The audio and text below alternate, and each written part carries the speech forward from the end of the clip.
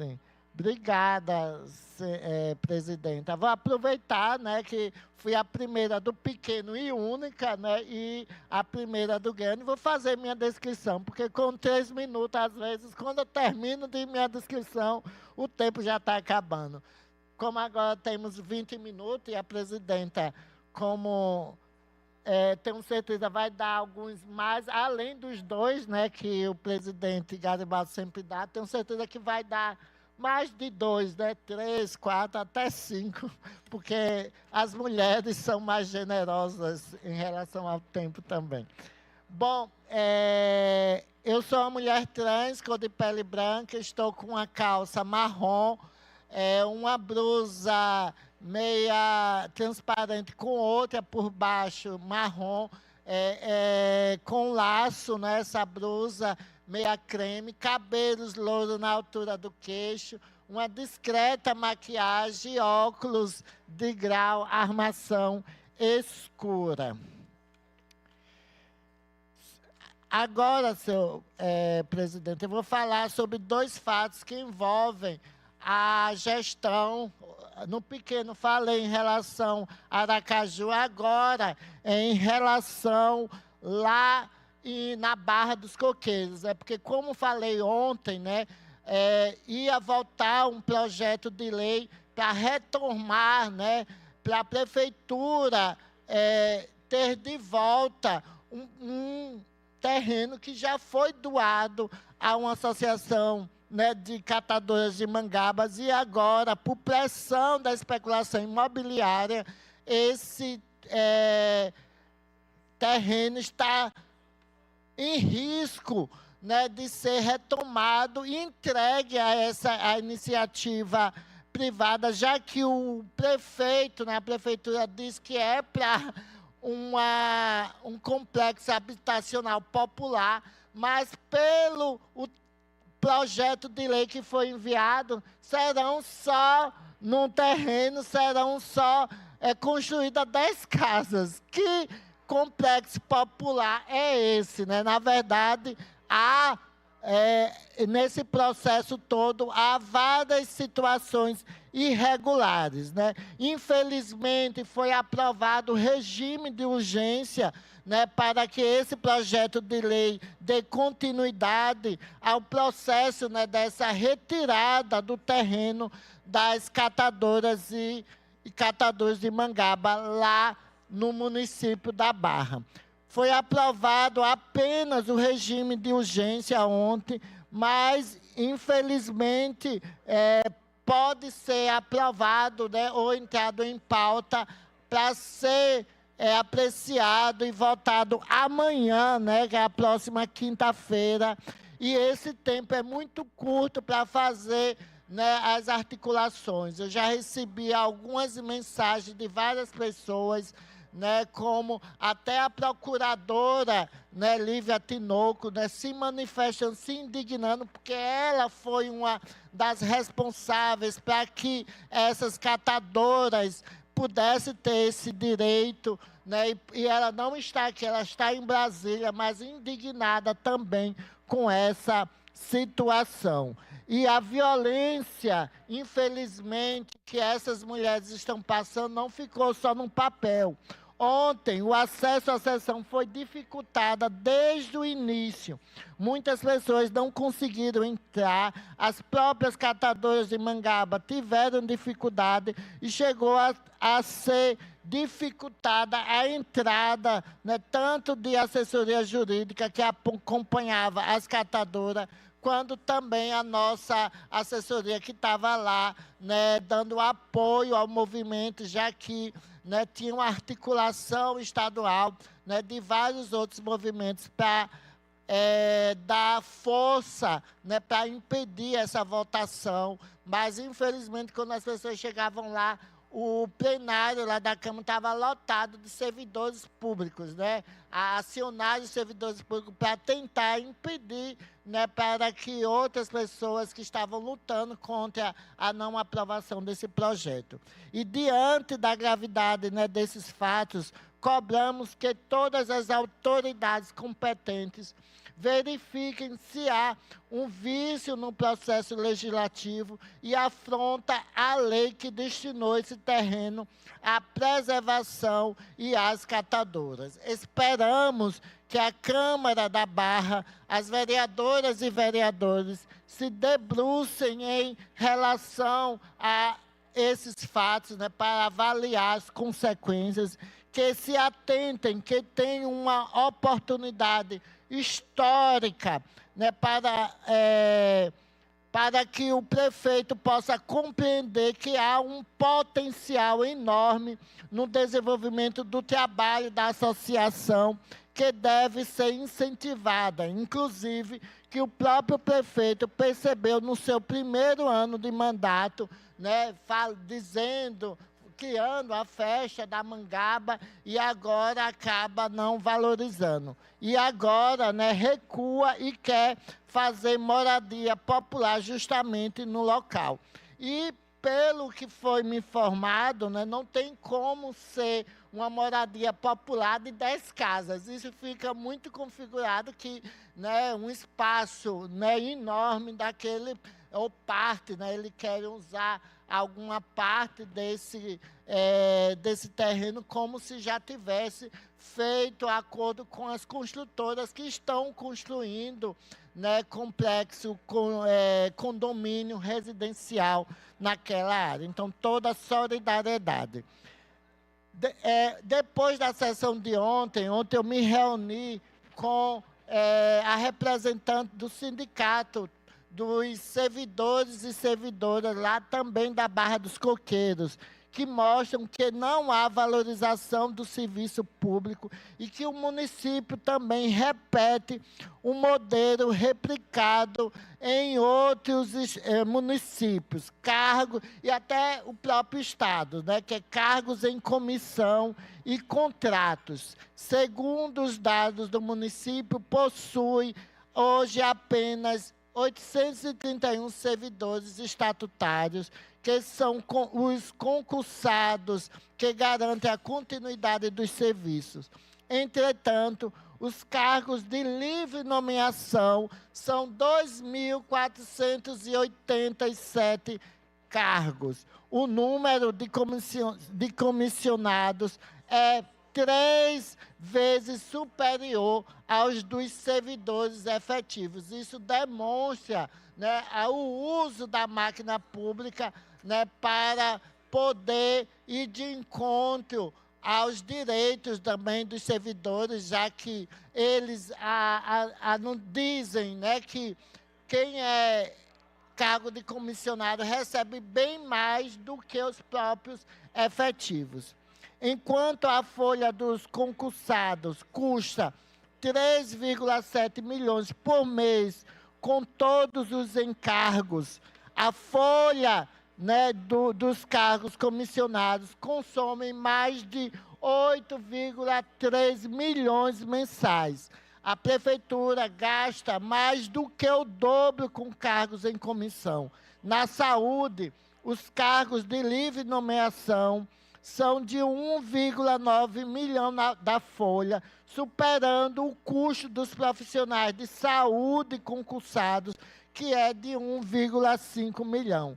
Até na assistência social, são 251 comissionados, contra apenas 50 estatutários. Isso mostra a diferença. Infelizmente, é uma prática que acontece na maioria dos municípios e também, infelizmente, no próprio governo do Estado, de uma forma geral.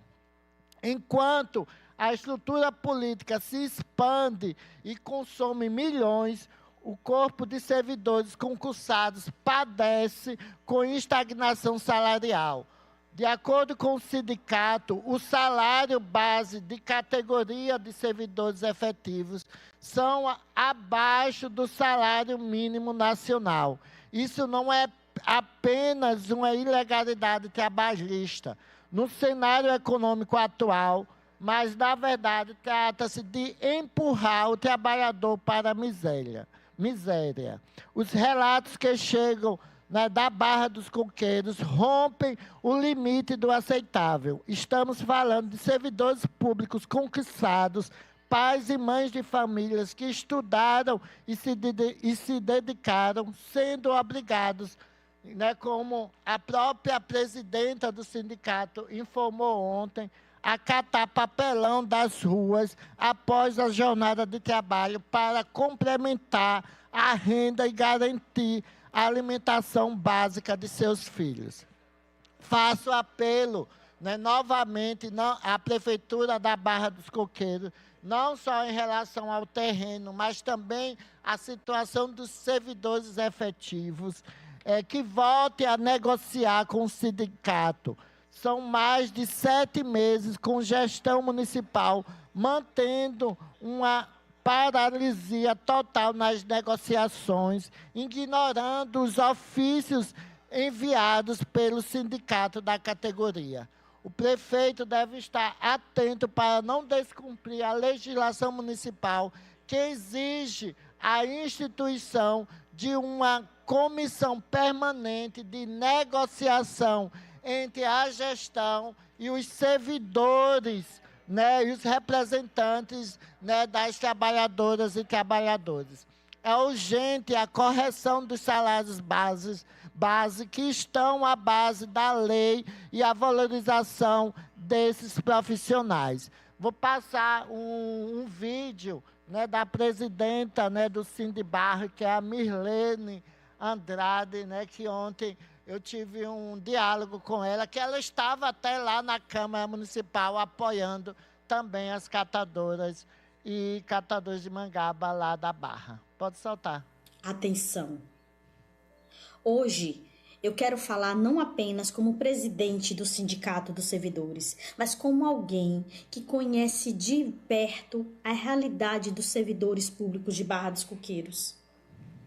Até o momento, a Prefeitura ainda não sentou conosco para negociar. 7 meses se passaram. O nosso base ainda está a menos que um salário mínimo. Já encaminhamos diversos ofícios para marcar uma reunião, aguardando que o prefeito Ayrton Martins cumpra o que está previsto na legislação municipal, que institui uma comissão permanente de negociação entre a gestão e os representantes legais dos servidores públicos, que somos nós do sindicato. Prefeito Ayrton Martins, o diálogo não é um favor, é um compromisso com quem se dedica a vida ao serviço público diariamente que atende a população de Barra dos Coqueiros. Enquanto a negociação não acontece, a realidade dos servidores é cada vez mais dura. Existem pais e mães de família passando necessidade. Existem servidores concursados que estudaram, enfrentaram um concurso público, dedicaram anos as suas vidas ao município e hoje precisa catar papelão para sobreviver e garantir o sustento da sua casa. É um absurdo.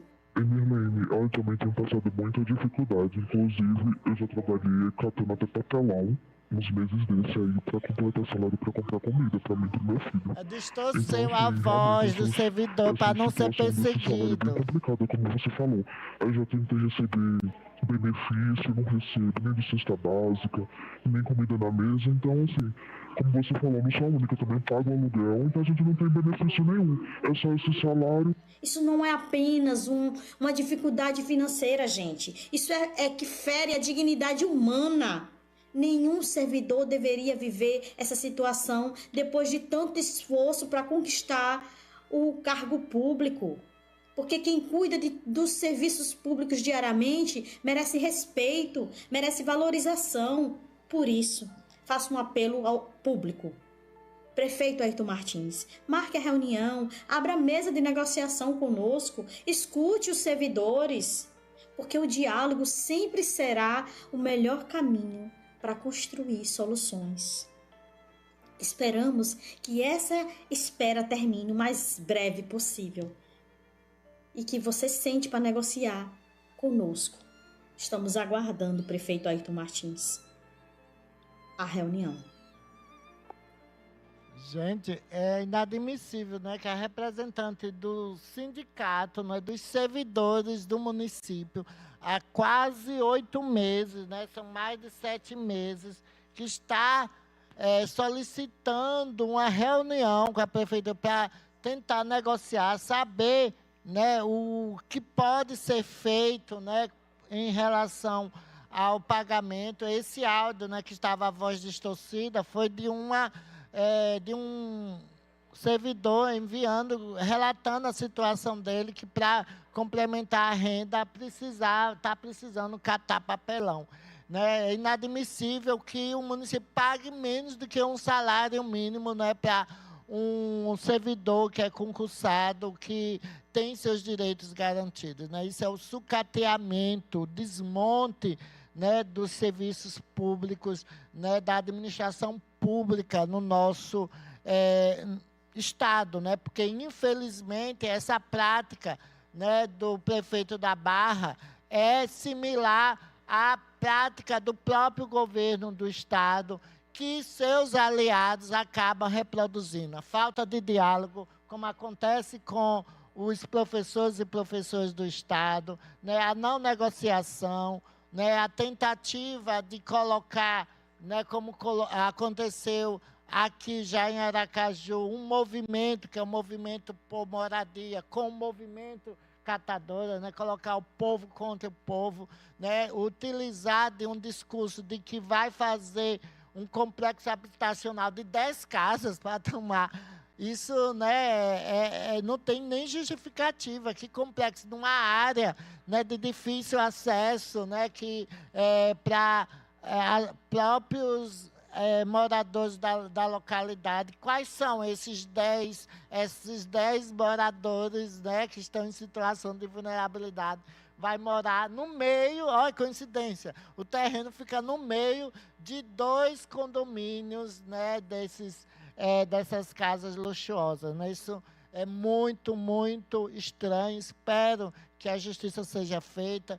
Espero que não seja votado o projeto, né, de retorno, de entrega a uma construtora, um terreno das catadoras, e que espero que esse prefeito também, que Ayrton Martins, possa negociar, né, conversar tanto com o movimento de catadoras, como também com o sindicato, né, dos servidores lá da Barra dos Coqueiros. Por fim, senhor presidente, eu quero falar sobre um assunto muito importante que está acontecendo lá no Congresso Nacional, porque tudo que acontece lá no Congresso Nacional acaba também prejudicando, né, surtindo efeito, né, nos estados, nos municípios. Porque o Brasil assiste mais uma vez a uma tentativa preocupante de enfraquecer a proteção dos direitos humanos e de combater a responsabilização por crimes de ódio. Enquanto milhares de trabalhadores seguem aguardando o avanço de pautas como o fim da escala 6x1, e as mulheres brasileiras esperam a aprovação de uma legislação mais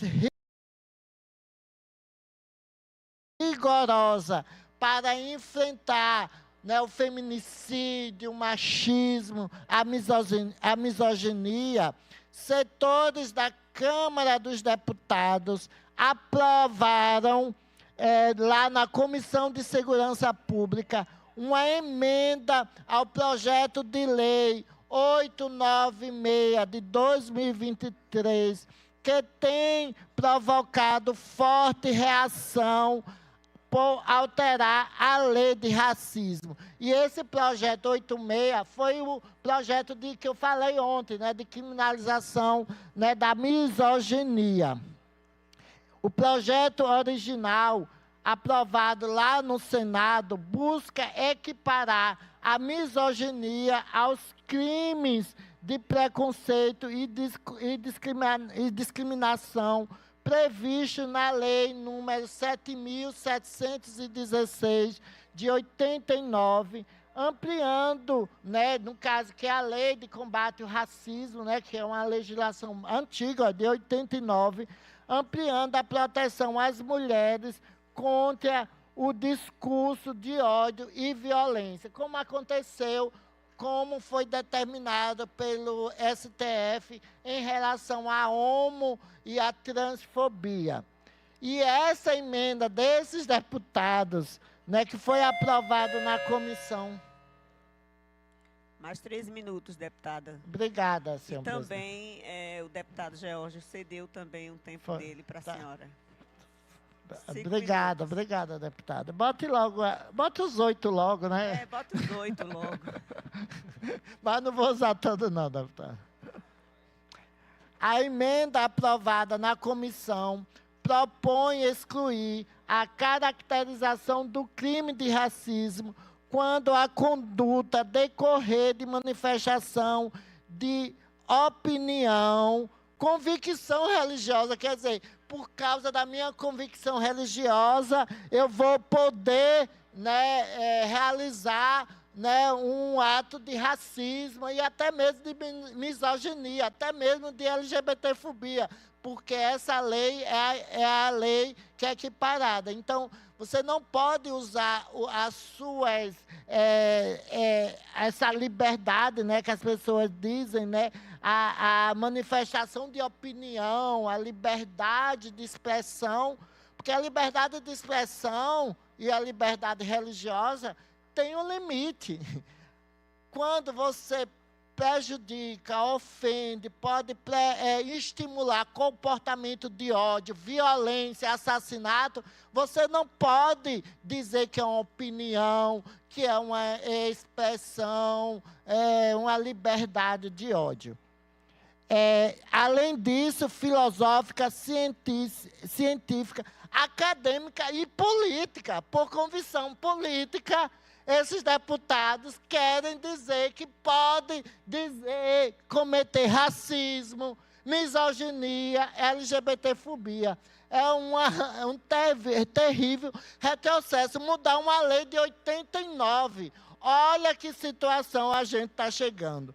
E críticos, né, dessa medida afirmam que essa redação pode abrir margem para relativar ou dificultar a opinião de manifestações racistas, esvaziando a efetividade da legislação antirracista. Uma legislação tão importante, presidenta, que foi, né, aprovada desde 89 para combater o racismo estrutural no nosso país. Além disso, como a emenda foi apresentada ao mesmo projeto que criminaliza a misoginia, ambas as propostas passam a tramitar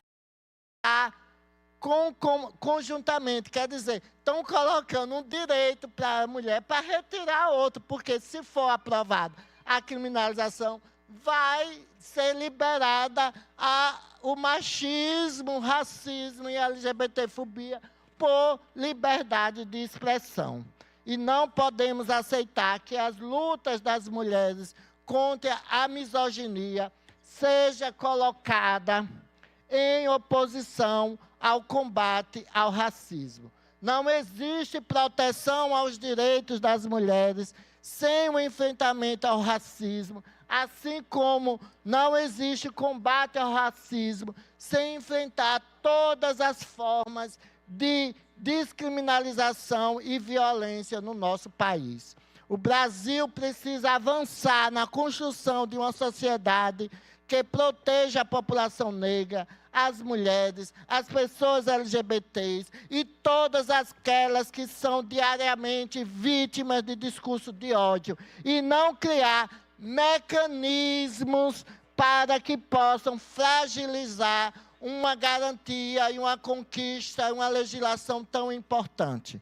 Por isso, é fundamental que o Congresso Nacional debata essa matéria com responsabilidade, preservando a integridade da lei do racismo e garantindo o avanço de medidas eficazes de enfrentamento à misoginia. direitos fundamentais não podem ser utilizados como instrumento de disputa política, nem submetidos a retrocessos que coloquem em risco a vida das mulheres, das pessoas negras, das pessoas LGBT, de pessoas que vivam em situação de vulnerabilidade. Né? E, principalmente, que coloquem em risco uma conquista, né, do movimento negro, que foi, né, a lei do racismo, que serve de base para proteger outros grupos minorizados, como, infelizmente, sofrem violência as mulheres e as pessoas LGBTQIA+. Então, espero, né, que essa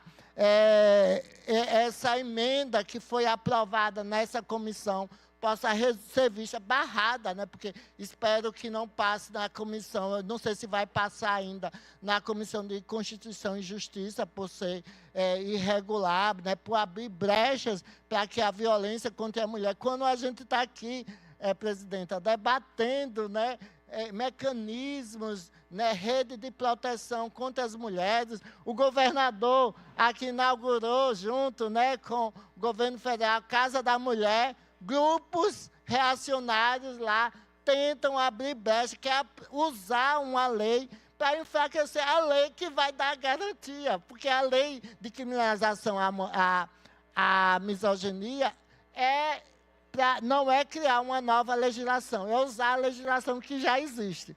Se você enfraquece a legislação que já existe, que é do racismo, então a lei de criminalização da misoginia vai perder o efeito, porque a pessoa vai dizer que, por liberdade de expressão, liberdade religiosa, filosófica, pode disseminar discurso de ódio, seja nas redes sociais, seja nos púlpitos religiosos, seja em atuação política, e isso é um retrocesso muito grande, e eu tenho certeza que isso vai gerar uma mobilização nacional e, com certeza, não será aprovado tanto lá no plenário, né? Então, eu tenho certeza, se for votado no plenário, né, com a mobilização popular, que hoje eu mesmo recebi vários links, né, sobre isso, né, está passando direto nas redes sociais e TV sobre, né, o retrocesso que vai ser se realmente essa emenda for aprovada num plenário lá da Câmara dos Deputados.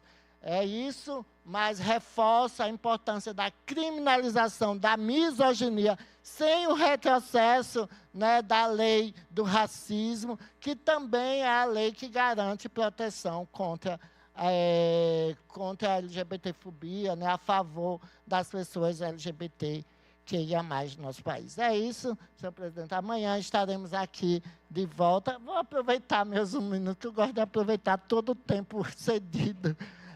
Que amanhã vamos ter, né, a votação da LDO, né, vai ser a última sessão da semana, né, é importante que a gente esteja aqui para discutir, né, aí as diretrizes para garantir orçamento para políticas públicas em defesa da nossa saúde, da nossa educação, de moradia e fortalecimento cada vez mais, né, de políticas públicas, principalmente para as pessoas que mais precisam. É isso, presidenta. Muito obrigada e até amanhã.